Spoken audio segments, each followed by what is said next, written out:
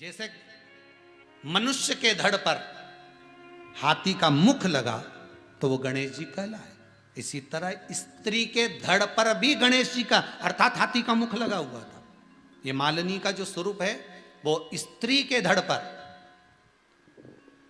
नारी के धड़ पर हाथी का मुख लगा हुआ, स्त्री के धड़। कोई आपसे पूछे कि पार्वती जी की सहेली मालिनी कैसी दिखती थी, तो स्त्री का अगर आप फोटो बनाएंगे और उस पर हाथी का मुख लगा देंगे तो वो मालिनी का स्वरूप।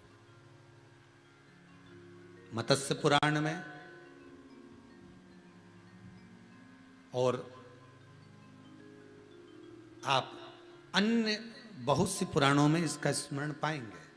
तो कई जगह पर लिखा हुआ है कि ये गणेश जी महाराज की परवरिश करने वाली, जैसे आज के ज़माने में कई माताएं बच्चा जो रहता है उसको परवरिश के लिए दे देती हैं कि तुम इसको पालन पोषण करो, आया हो तुम इसको संभालो, तुम आया हो इसकी संभालने वाली हो, तुम माता हो दाई हो तो तुम इसको संभाल सकते। कार्तिकेय जी को जिसने संभाला वो कृतिका है, पर जो गणेश जी महाराज की परवरिश कर रही है वो मालिनी देवी। ये शिव जी के यहां माता पार्वती जी की परम सखी है। पूछा, एक प्रश्न यहां अड़ जाता है कि ये इनको हाथी का मुख लगाने की क्या जरूरत थी? हाथी का मुख क्यों लगाए? क्या कारण था हाथी का मुख लगाने का? शिव महापुराण की कथा कहती है, एक बार की बात है, माता पार्वती मां जगतजननी जगदम्बा अंबा विराजमान थी। इतनी सुंदर थी मालिनी,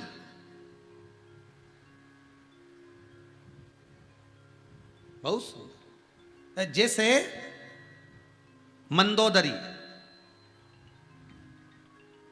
मंदोदरी पूर्व समय में इतनी सुंदर थी, ये लंकाधिपति रावण के जो मंदोदरी है ये तो अपनी जगह पर है, अभी भी सुंदर रही, पर इससे पहले कौन थी? देवलोक में रहने वाली अप्सरा। ये मंदोदरी कौन? पूर्व समय की अप्सरा, और बड़ी सुंदर थी, बड़ी सुंदर, इतनी सुंदर कि इसका चित्त, इसका मन पार्वती जी के यहां लगा रहता था। ये पार्वती जी की सहेली बन गई, माता पार्वती जी की सखी बन गई, और पार्वती जी की सहेली बनकर, सखी बनकर माता पार्वती जी के यहां आना जाना चालू कर दिया इसने। अप्सरा थी, देवलोक में रहती थी।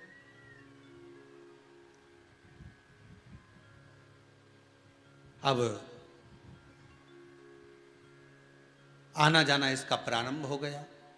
एक दिन पार्वती जी घर पर नहीं थी, माता पार्वती कैलाश पर नहीं थी, और माता पार्वती जब कैलाश पर नहीं थी और इसका आगमन हो गया, इसने शंकर भगवान को देखा, बड़े सुंदर शिव थे, उनकी पूजन में लग गई, उनकी पूजन में, आराधना में ये लग गई। जल का अभिषेक कराया, पंचामृत अभिषेक कराया, पूजन पाठ करी, इतने में पार्वती जी का आगमन हो गया।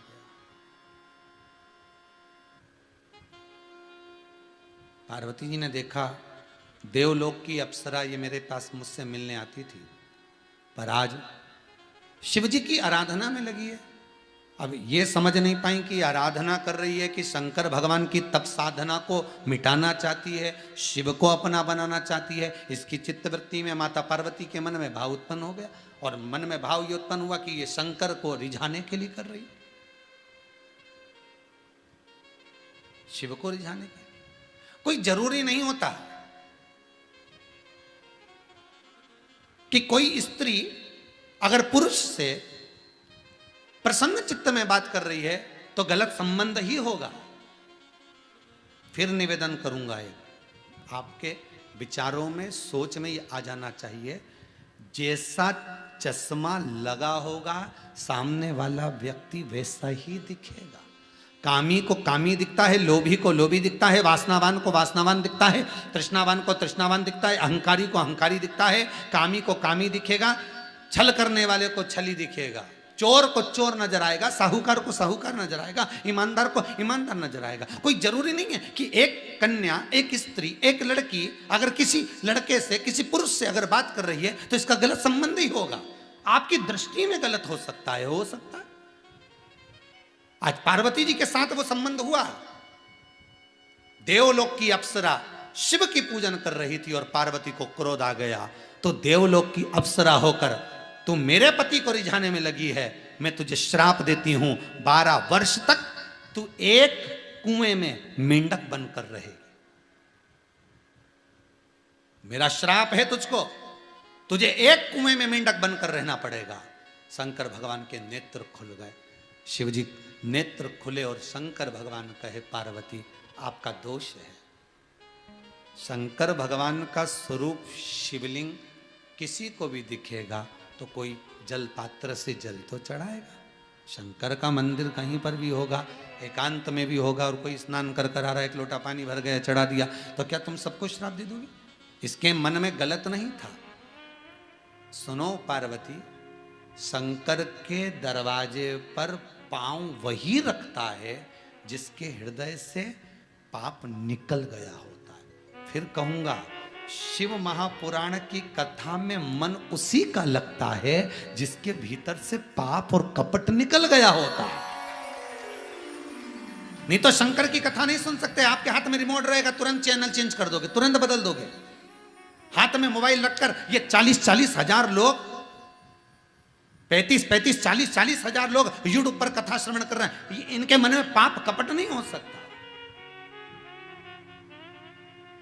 उनका मन लगा हुआ, चित्त वृत्ति लगी हुई।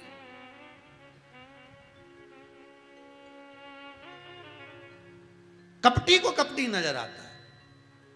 तुमने गलत सोच लिया, तुम्हारी चित्त वृत्ति गलत थी। कहां से आ रही हो? शिव ने प्रश्न रख दिया, कहां से आ रही हो तुम बताओ। अब प्रश्न पार्वती के सामने था। पार्वती जी बोली, मैं लक्ष्मी के यहां से आ रही हूं। लक्ष्मी के यहां से? हाँ।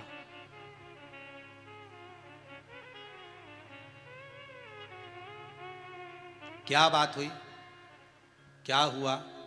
पार्वती जी बोली, देव ऋषि नारद ने बोला है अनसुईया का सात्वित्व बड़ा प्रबल है, वो अपने पति को परमेश्वर मानती है। हम तीनों चाहती हैं कि तीनों देवता परीक्षा लेने जाएं। शिव जी जान गए, किटी पार्टी से समोसा खा के आई है, समझ गए। कहीं जैसा खाया अन्न वैसा हो गया मन, जैसा पियो पानी वैसी हो गई वाणी। किसी किसी के यहाँ से शादी में से खाना खा के गाड़ी पे आओ तो ही लड़ाई चालू हो जाती है दादा। खाना खा के ही निकले थे मोटरसाइकिल पे, बस रिसेप्शन निपटा और अब भी खाना खाया और लिफाफा दिया और चले, उतने में लड़ाई चालू। पति पत्नी मोटरसाइकिल पे झगड़ा करते से बनाया और खिलाने वाले ने कैसा चिवड़ा कुड़ कुड़ के खिलाया। उसका जो अन्न खाया है वो पचेगा तब तो शांति होगी। इसलिए कहते हैं गुरु के दरवाजे की टिक्कड़ खा लो। 50 अच्छी अच्छी होटल बनी हो, पर कहीं अगर भंडारे का भोजन मिल रहा है तो वो खाना पसंद करना, होटल का नहीं। वहां का एक निवाला खाएंगे तो हृदय को आनंद। भले कुछ नहीं मिले ना, पतरी पतरी दाल मिल जाए, रोटी मिल जाए, सब्जी मिल जाए, उतने में ही स्वाद बढ़ जाए। साहब भोजन बड़ा अच्छा बना, भोजन बहुत जोरदार था। कहीं नहीं, यहाँ तो ना तो पूड़ी बने ना मालपुआ बने, यहाँ तो बने तो रोटी सब्जी, तो उतने में ही स्वाद बढ़ गया, बहुत जोरदार बना। क्या जोरदार भोजन मिला ना, दाल रोटी अच्छी बना के, बस बहुत बढ़िया। तो क्या इतना सारा मना खाया नहीं तो होटल में नहीं खाया, होटल में कहीं खाए, गुरु जी के आश्रम में खाए प्रसाद।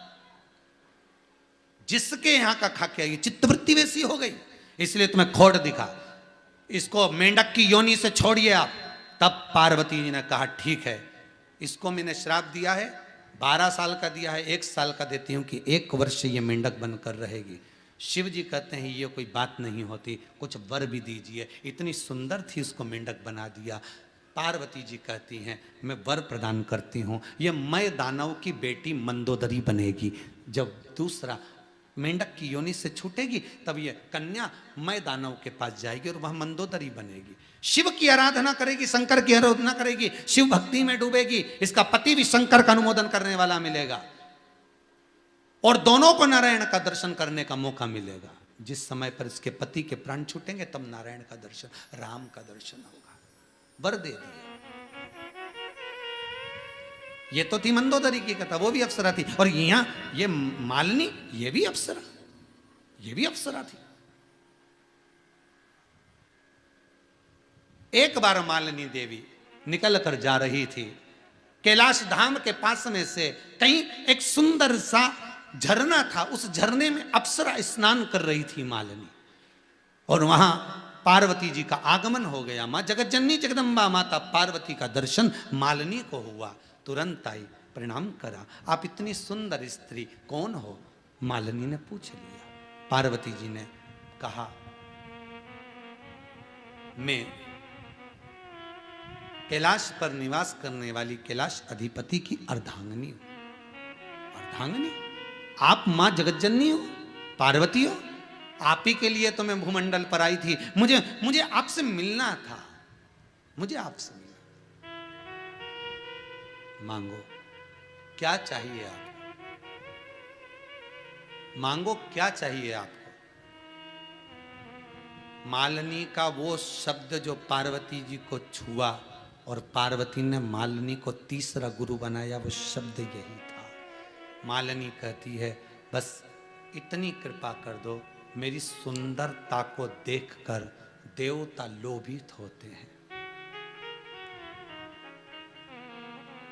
मेरी सुंदरता को देखकर देवता लोभित होते हैं। मेरी सुंदरता को देखकर ना जाने कितने कितने साधक अपनी साधना भूल जाते हैं। मेरी सुंदरता को देखकर ना जाने कितने उपासक अपनी उपासना भूल जाते हैं। मेरी सुंदरता को देखकर ना जाने कितने तपस्वियों का तप समाप्त हो जाता है। उसका दोष मुझे लगता है। मेरी सुंदरता समाप्त कर दो। क्यों? ये सुंदरता मेरे भजन में, तप में, साधना में विघ्न उत्पन्न कर रही है। इसलिए मैं आपके चरणों की साधना करना चाहती हूं। मैं शंकर के चरणों की उपासना करना चाहती हूं। ये सुंदरता वहां ना रहे। तब पार्वती जी ने कहा, क्या चाहती हो बोलो? किसी पशु का मुख लगा दीजिए। ये मालिनी ने कहा। पार्वती ने कहा, ठीक है,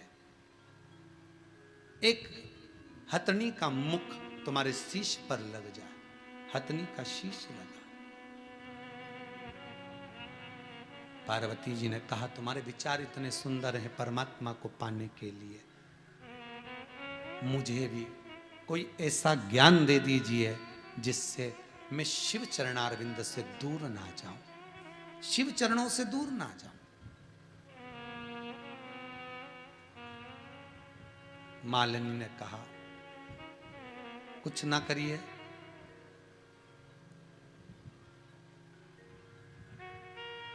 कुछ ना करिए। पति को दो चीजें प्रिय हैं, एक पत्नी की सुंदरता, दूसरी पत्नी के द्वारा उत्पन्न हुआ पुत्र, संतान।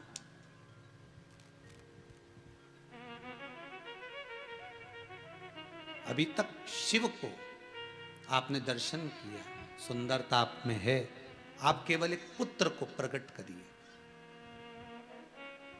कोई आपसे प्रश्न कर सकता है कि पार्वती जी को यह विवेक किसने दिया था कि तन पर उपटन लगाना, बाद में पुतला बनाना, पुत्र प्रकट करना? ये कोई देने वाली अगर थी तो वो मालिनी ही थी।